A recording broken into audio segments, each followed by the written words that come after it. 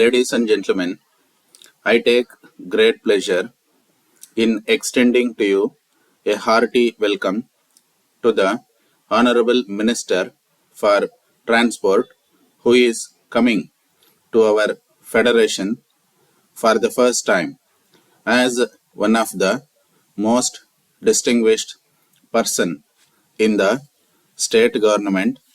He has earned good reputation.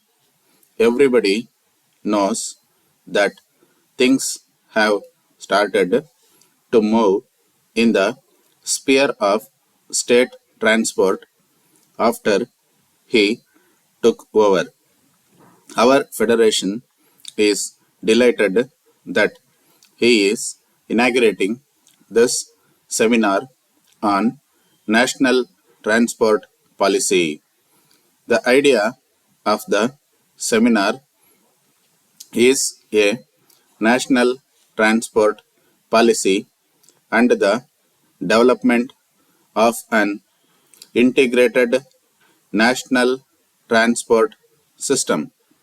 The scope of this policy is wide and far reaching in the sense that it has to be comprehensive and take into consideration all types of transport.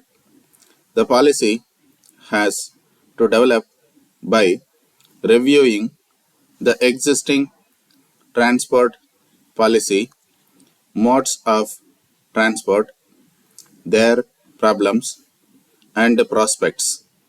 It has to consider two important options. The first option is regarding how the various modes of transport develop in the next 5 to 10 years.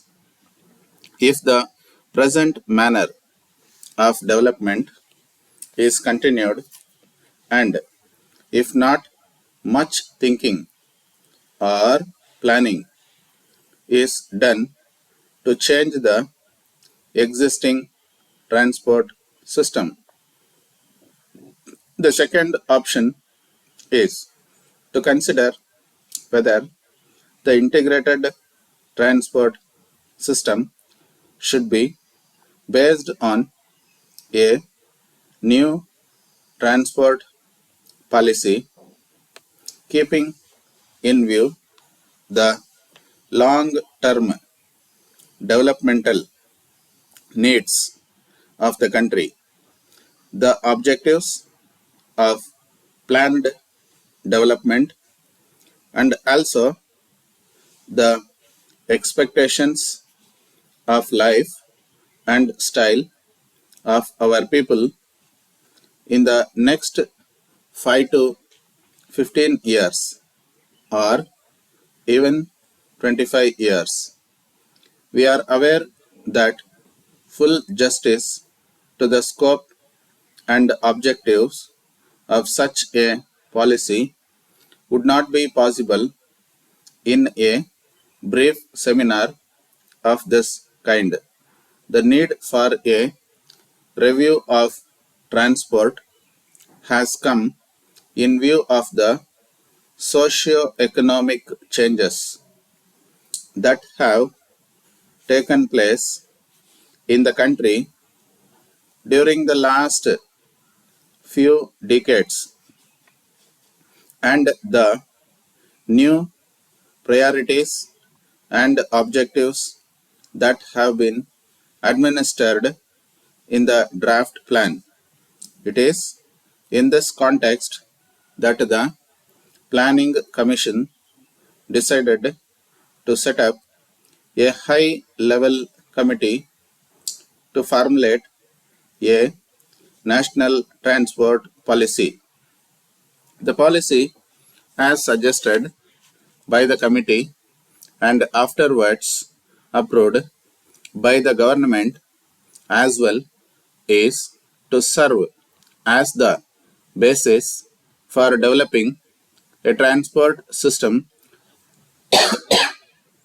for meeting the transport requirements of the people, as also of promoting agriculture, industry, and trade, and minimum social cost with maximum efficiency. Sir, it is an accepted fact that transport in general is one of the main inputs for industrialization of the country, especially of the rural and backward areas. When transport is an assured fact throughout the length and breadth of our country, better movement of raw materials, finished products, agricultural produce of all types and description can take place. Without transportation, an industry cannot receive its raw materials or market its finished products effectively.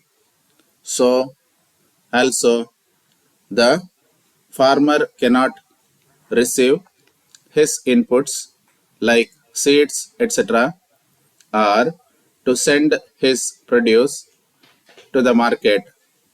The fact is that we do not realize the importance of transport as a whole unless and until we are faced with the extremes of surplus and shortages, or unless a national calamity of high magnitude takes place.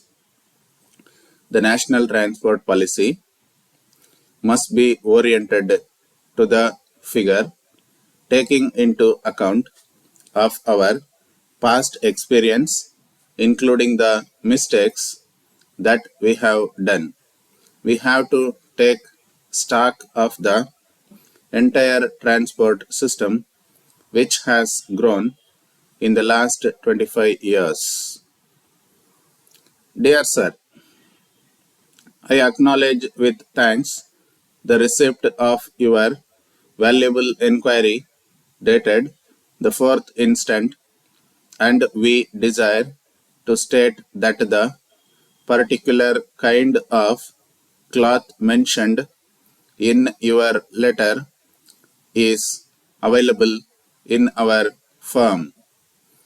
In this connection, we desire further to bring to your notice that we are dealing in the said cloth for the past 20 years, and we have the pleasure to inform that so far we have not received any complaints from our several customers. This cloth is being used largely in our state as well as in other states also. We are the only sole agents for this cloth in our state, and we have been trying our level best to supply the same to all the intending dealers. Hence, we regret we cannot give you small quantities as inquired in your letter under reference, and I can assure you for supplying double the quantity mentioned in it. By seeing the popularity of our cloth, we are given to understand that some merchants are trying to keep the duplicate ones, and we are trying to take action against such people.